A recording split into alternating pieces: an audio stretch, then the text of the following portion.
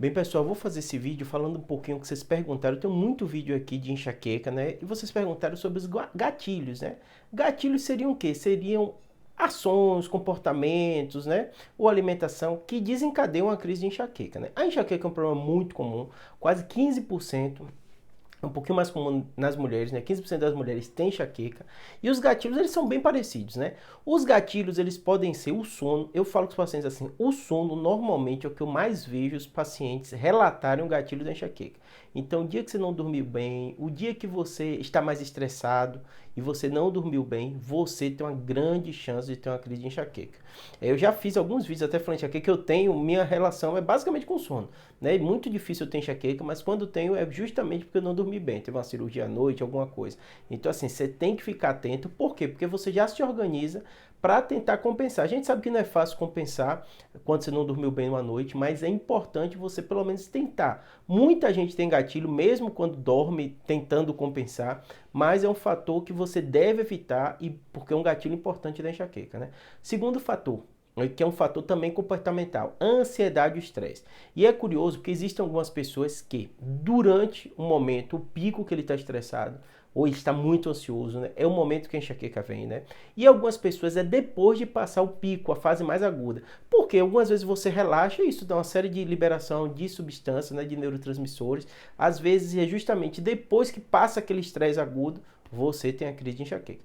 Então depende, tem pessoas que é justamente no momento que você está mais estressado e outros um pouco depois. Então o estresse, de maneira geral, a ansiedade é um gatilho de enxaqueca. Um dos problemas, junto com o sono, que eu falo com os pacientes, que é comportamental também, é ele tentar fazer todas as medidas para evitar ter atitudes que vão aumentar o estresse dele, né? E uma das coisas que eu mais recomendo aos pacientes é a prática de atividade física, porque você fazendo atividade física, normalmente o seu nível de estresse vai reduzir bastante, né? Terceiro fator, muito relevante, o fator alimentar, chocolate. Dos alimentos, né?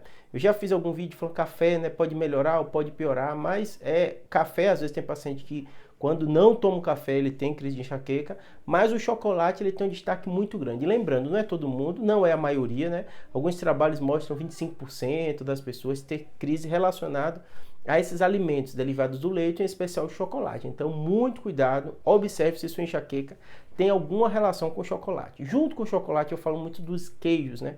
Os queijos, alimentos enlatados também, né? Esses alimentos ricos em conservas, alimentos, o que a gente chama de ultra processados, ele tem uma relação muito grande com a enxaqueca. Então você tem que ficar atento se sua enxaqueca, o gatilho dela não é um fator relacionado com isso. Outro fator também muito relevante que você tem que prestar atenção são cheiros. Como assim, Júlio?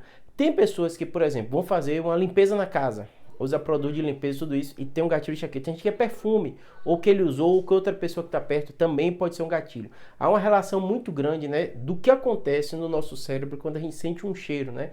E muitas pessoas têm uma sensibilidade um pouco mais exacerbada por isso, né? Outro fator muito relevante é sons ou barulhos altos.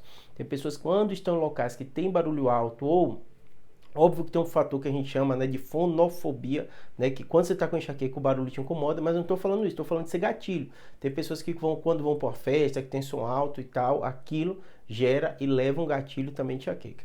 Então perceba, são muitos fatores comportamentais, fatores relacionados à ansiedade e estresse que podem gerar um gatilho de enxaqueca. Então fique atento, observe no seu caso qual é o gatilho mais relevante e tente evitar a qualquer custo esse gatilho. Espero que tenha ajudado.